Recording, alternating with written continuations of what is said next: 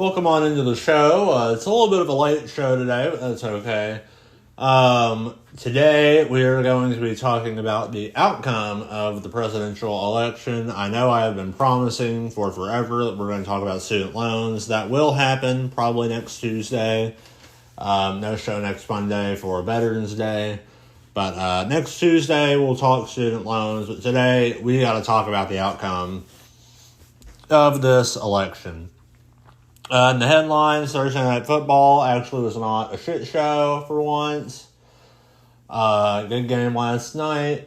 Obviously, Donald Trump won the election. We'll talk more about that in a minute. The Fed chair decided to cut interest rates another 0.25%. So that's good for people wanting to buy a home. And there is a tropical storm. Let me see where that's at, actually. Yeah, Rafael looks like it is going to be mostly affecting Mexico. The U.S. Looks to be in the clear from that, but it is currently in the Gulf of Mexico, so definitely keep an eye on it. It looks like right now that the U.S. is in the clear from that. So yeah, let's talk about the election for a minute. I'm not surprised in the slightest that Donald Trump won. I definitely kind of saw that coming. I am, however, surprised by how much he won by. He won pretty much every single swing state, which was not expected at all. And he also won the popular vote. He won by bigger margins in this election than he did in 2016. So it's definitely a big deal. And so, a lot of people are asking, who's to blame, who didn't show up, what demographics, and those were all fine questions, but I think the real message, or the real question that needs to be asked is, what message are the American people sending by electing Donald Trump by such a vast margin? And I think at the end of the day, the focus of Kamala Harris and the Democratic Party, they're all blaming Joe Biden for stepping down too late. Yeah, that has a little bit to do with it. I do think that kind of screwed him a little bit. But I think what really messed shit up was the fact that, Kamala Harris focused on all these social issues, more or less pretty much primarily focused on social issues. She brought up some stuff with the economy, but not nearly to the extent that, having social equality and all that, that's great. But, if you can't put food on the table, what can you do? And I think Donald Trump just hammered on immigration, which I feel like he didn't need to do as much, because I feel like everyone was just focused on the economy. It's just obvious. Stuff costs so fucking much right now. So I feel like the American people are saying, we don't really give a fuck about all the stuff that you're saying. We just want to be able to put food on the table. And I just feel like the Democrats did not capture that ever, really. And I think that's one thing that Trump, did do. And a lot of people are like, well, it's Trump, he's a salesman.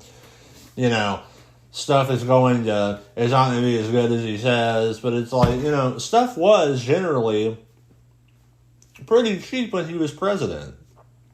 And, you can't argue that the economy was terrible under Donald Trump, except for under COVID. And people are saying, well, that he inherited Obama's economy, his economic policies, blah, blah, blah. That may be true. I'm not saying that's not true. But, in general, stuff was more affordable when he was president. And I think that's what people thought about. And I think that's what honestly decided this election.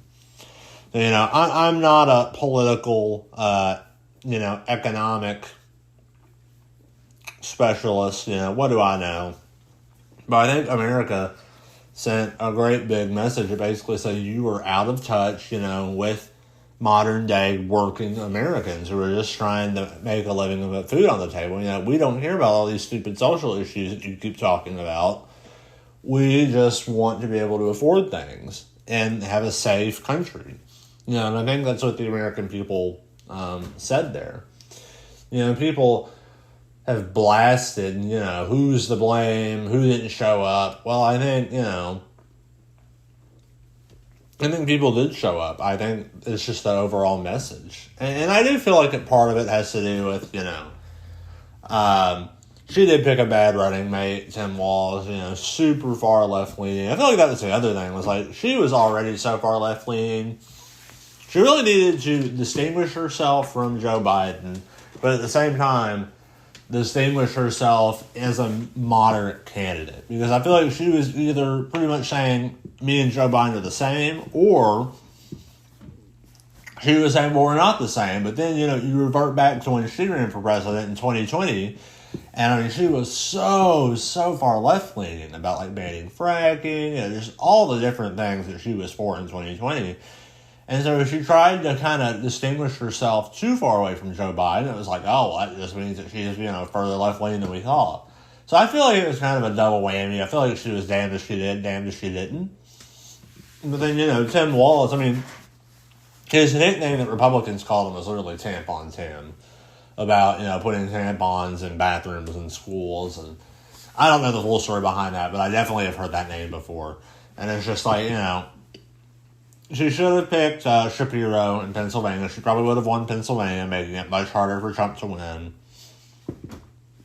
I feel like he could have helped to kind of balance her out. But I feel like Tim Walz did not help balance her out. I feel like he just helped to tip her even further left than she already was.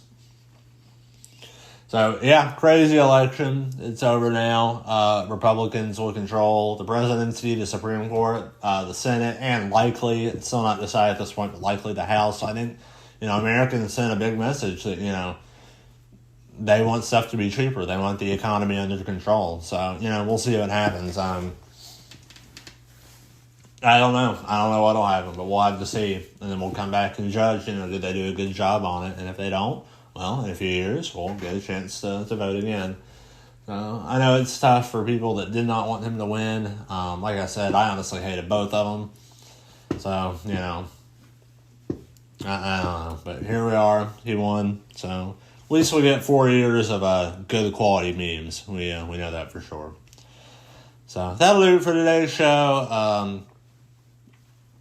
Won't be a show on Monday. It's Veterans Day. Go out and thank a veteran.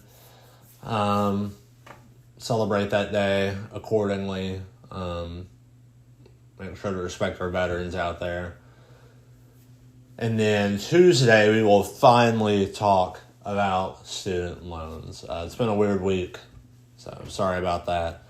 But, we'll see you Tuesday. Have a great weekend.